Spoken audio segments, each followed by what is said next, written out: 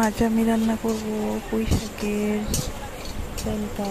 তো তলকা রান্না করার জন্য প্রথমে কালো কড়াইতে রসুন কাঁচা লঙ্কা ভেজে নিলাম।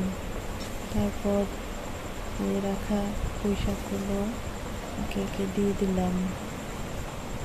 তারপর লবণ সোডা দিয়ে কিছুক্ষণ নাড়াচাড়া করার পর অন্য পাত্রে একটু গরম জল করে রেখেছি।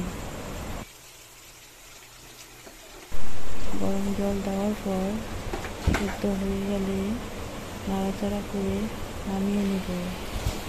এই তরকারিটি খেতেও যেমন টেস্টি, স্বাস্থ্যের জন্য খুবই ভালো। তোমরা এটা ট্রাই করতে পারো। ধন্যবাদ।